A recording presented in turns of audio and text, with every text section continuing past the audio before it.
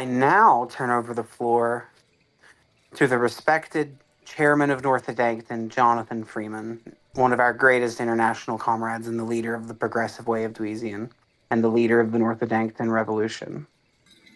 Thank you. Thank you. Comrades, friends, and fellow revolutionaries, it is a pleasure to be invited here today to speak before you all. To my friends in the Union of New Virginia, I thank you wholeheartedly for this opportunity. It has been just over 8.5 years since the founding of North Edington on the 14th of October, 2016. North Edington was founded after I watched a few videos about micronationalism for the first time on YouTube. Videos about Molossia, Sealand, the Kingdom of Lovely, Hutt River, and specifically how to create your own nation. The original goal of North Edington was very simple and mostly the same as every micronation that just starts out. To make a flag, to have a government, to make laws, and to just be a country. Over time, however, the vision of our great nation evolved and matured into something more meaningful than I ever thought possible. Comrades, let me share with you our great story, how our nation came to be, and what makes our shared mission today so great. The first iteration of the government was anything but mature.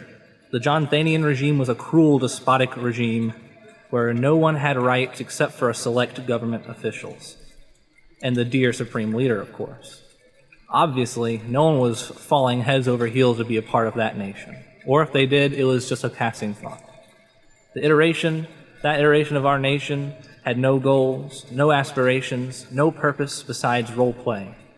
It started out by printing simple contracts on paper and getting my new citizens to sign them. Some people made us art for Jonthania. We waged cold wars with other micronations at our high school, and it was all just in the name of having fun. Our micronation did nothing but give us a way to have fun, which was great at the time. That was micronationalism at its simplest back then. While the main goal with micronationalism is to enjoy yourself and have fun, we do believe that it can be used as a tool to better our lives if correctly used. In the beginning, we had no interest in joining the intermicronational community. We didn't even know it existed back then because that thought just never came to our minds. Eventually, in April 2019, Jonthania changed.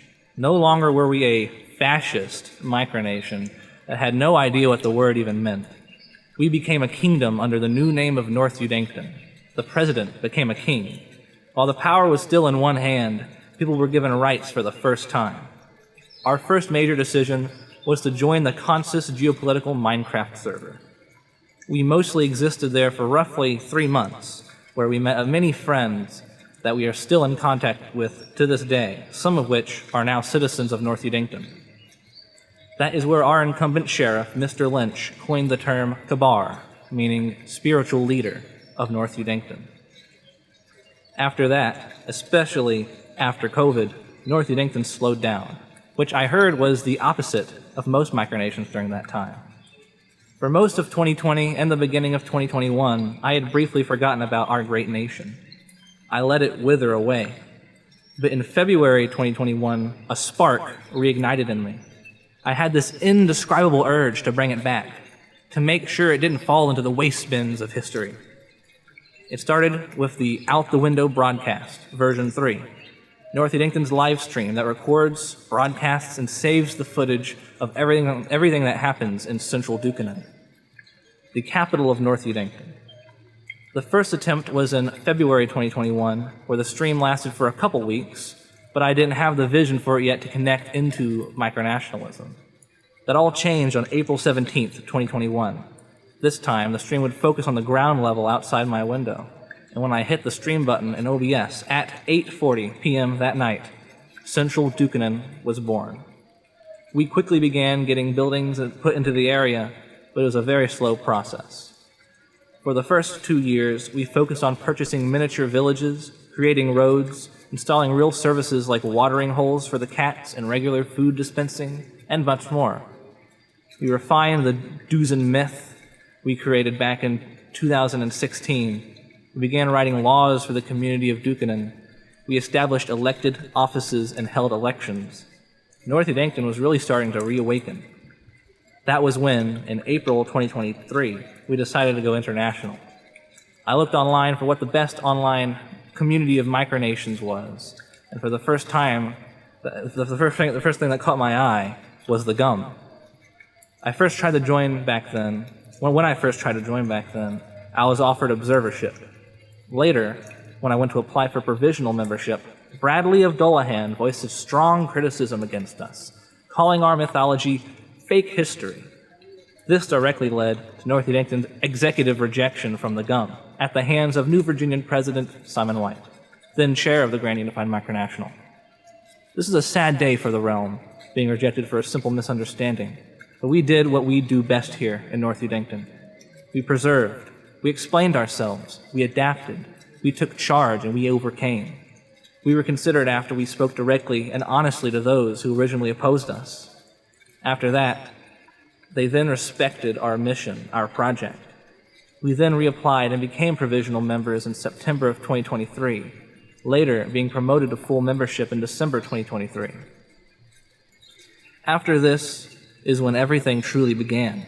I, Jonathan Freeman, was then appointed as an Associate Justice of the GUM by John I. of Australasia, as the only delegate in the GUM who was willing to serve such a purpose. I continued to make my dedication clear, always showing up to quorum, being an active member of the community, presenting clear and polished national reports, and eventually serving as the election administrator for the June 2024 chair election when no one else could. I could have backed down. I could have said that task was too daunting for such a new member of the GUM, but I didn't, because at that moment, the GUM needed me. I served that position well, and in response, my now great friend Newton I offered me the position of Supreme Justice. This is where my long journey with my comrades in the Wurtig Empire began. I served my position well from July 2024 to February 2025. There were a lot of uphill and downhill moments, from the altercation with Emperor Adam of Adamia for me reconvening quorum, to the attempted fascist takeover by Pio Lo, all of the crap with Andrew of Australasia. I served my position well enough to be trusted by quorum to lead a second term as Supreme Justice in January 2025. I did try to run for chair in the December 2024 election with the support of my international comrades, but was unfortunately beaten out by Tyler Mullins of New Athens. However, all of that changed on February 13th, 2025. President Henry Clemens of S. released a damning 21-page document detailing Australasia's covert involvement and influence in the GUM, and amongst its then current leadership, Tyler Mullins. Mullins was up for a vote of no confidence, but then resigned, putting his vice chair Jan in charge, who himself left after 17.5 hours in a temper tantrum, muting delegates. Unexpectedly, I then took over as acting chair, realizing the time was now, the people needed me. I ran in the special election that followed, and ran unopposed. Now, I am chair of the GUM in a tumultuous period. I was tasked with saving the GUM and vitalizing it after such a long period of quote-unquote instability seen by outside people. And God forbid, I say, we've done it. And it was nowhere near just being me. I have all of my friends here to thank for that. Newton, my Kaiser of the Wurtig Empire, and a deputy of the North Yankton Community Guard for always having my back, being a great friend, and serving as my acting vice chair. James Frisch for serving as my vice chair and being a great friend and logical anchor for me under my chairmanship. Henry Clemens, president of the state of S and North Yankton's arbiter of the people, for exposing the mess from within the previous administration and making way for this new period of growth. And, of course, the mother of the revolution, Chairwoman Vera Hewitt of New Virginia, for her camaraderie and being a great friend. Dedication to the progressive micro-socialist cause, and for serving as my Supreme Justice.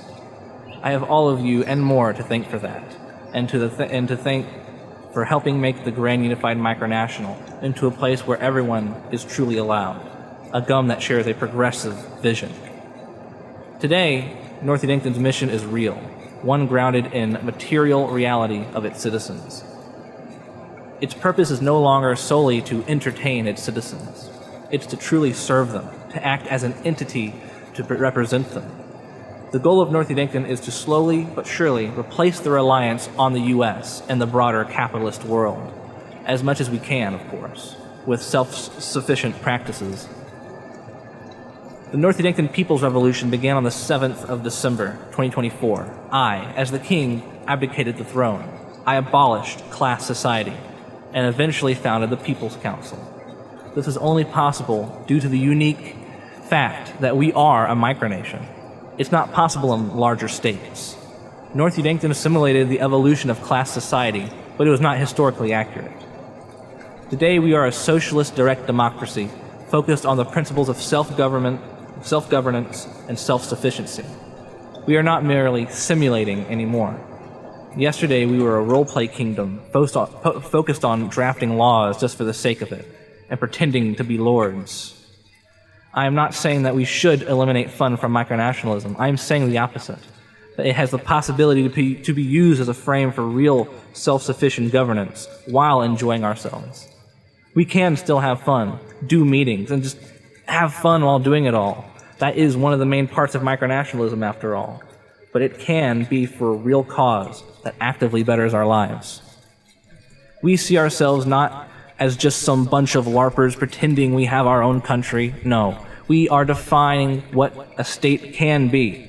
Today, all global micronations are bourgeois states. The concept of a state today is a state which only serves the bourgeois, the ruling class, and controls the working class. Bourgeois states will do anything to ensure complete domination over the working class. North Yankton defines itself as a proletarian state, the next natural development of what all states could eventually be. It doesn't claim sovereignty through recognition-seeking violence or coercion. It claims it through consent of the governed, participation, and a mutual understanding that this world does not serve us, and that we serve ourselves if we not only want to survive, but thrive in this barbaric wasteland. We call all bourgeois states barbaric wastelands for a reason. They act as if everything is normal. It's okay for these oligarchs to hold so much unelected control over our world. It's okay for working people to work themselves to death all their lives and still not have enough for medical care or rent, or and have to go back to work. Our mission is to avoid that as much as we can, to set up systems that we no longer need groceries or excess bills. We will have food gardens. We will make rainwater collecting systems. We will have solar panels. We will reuse manure. We will have farm animals for food. It may not be the most luxurious of lives, but that is what we are planning for. But it's a life that we own.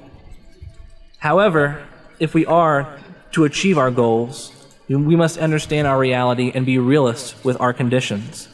We can't 100% cut off from modern society. The means that would take, the manpower, is just too much for a micronation like ourselves, at least today. We must understand our material conditions and be able to truly build a nation that can sustain itself, not through fantasy, but through deliberate, methodical action. Again, it is my great honor to speak before you today, not merely as chairman of North Yankton or the chair of the GUM, but as a representative of a people who, through small number, stand firmly without apology for sovereignty, socialism, and survival. We, in the United Peoples realm of North Yankton, recognize the New Virginian people as comrades in the revolutionary struggle, bound by a shared purpose, to build a new world in the shell of the old. The Blair Mountain League carries forward the fire kindled at Metawan and Blair Mountain, and North Yankton lights its torch from the same flame.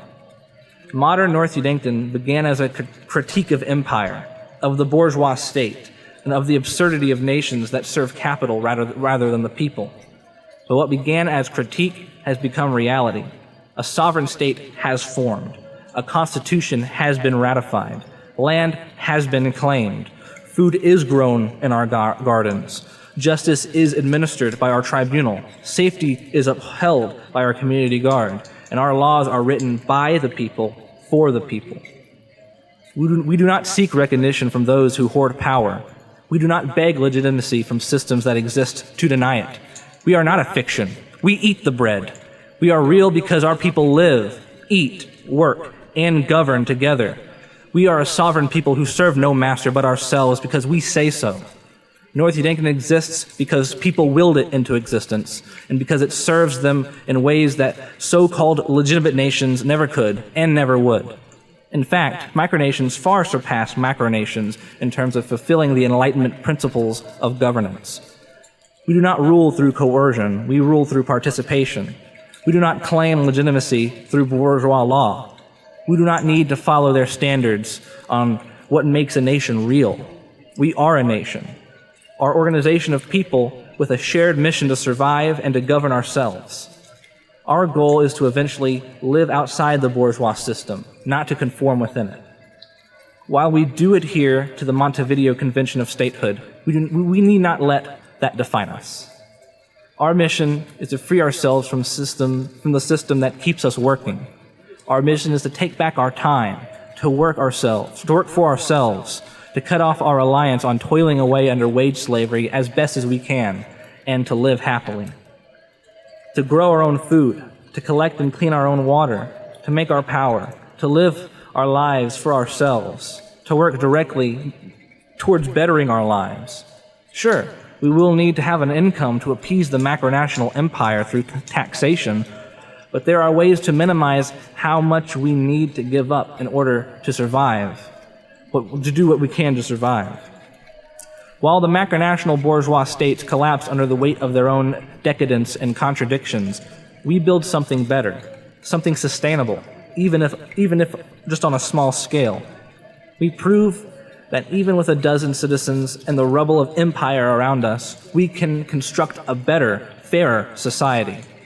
We govern by consent, not coercion, as I've said before. We distribute resources based on need, not profit. We protect, feed, and uplift each other, not out of charity, but out of duty and solidarity. The December Revolution of 2024 was not a revolution of blood. It was a revolution of symbolism, a moment where we said, even symbolically, enough of the empire, enough of being told that real power is only found through coercion and violence. Our power is found in our people, our gardens, our patrols, and our Constitution. It is a challenge to the idea that nationhood belongs to the wealthy, to the violent, and to the powerful, to the ruling class. It is the belief that people, even a few, have the right to declare a better future for themselves. North Yankton is not only designed to be a state, it is to be a sanctuary, a safe zone, a tool, a defiant gesture against collapse and the overlords. And in this vision, we are not alone. Like New Virginia, we exist in the heart of empire, in what we now call the barbaric wastelands, but we do not belong to it. We belong to ourselves, to each other. We will never be recognized by the United Nations, and that is okay. We recognize ourselves. We honor our deed. We guard our communities. We plant our food. We build our mythologies and institutions within our own hands. We do not simulate. We do not play. We live. To our comrades in the Blair Mountain League, now known as the Huitis Workers' Party, know this. North Yankton stands beside you. We are two hands of the same body, two torches born from the same flame. Our revolution may be small, our territory modest, our population limited, but our mission is vast and righteous. We are proof that another world is not only possible, but that we are already building it. Before I close, I leave you with the words of Karl Marx. The communists disdain to conceal their views and aims. They openly declare that their ends be attained only by the forcible overthrow of all existing social conditions. Let the ruling classes tremble at a communistic revolution. The proletarians have nothing to lose but their chains. They have a world to win. Working men of all countries unite. These words still ring true today. The people shall rise and build a new world in the ashes of the old. And we are. And so, let it be clear and known to all of the world, in our soul, in our words, in our hearts, long live the Blair Mountain League, long live the New Virginian people, long live North Udankton, and long live the Revolution. Thank you all. Thank you, Comrade Freeman. Wonderful speech. Wonderful.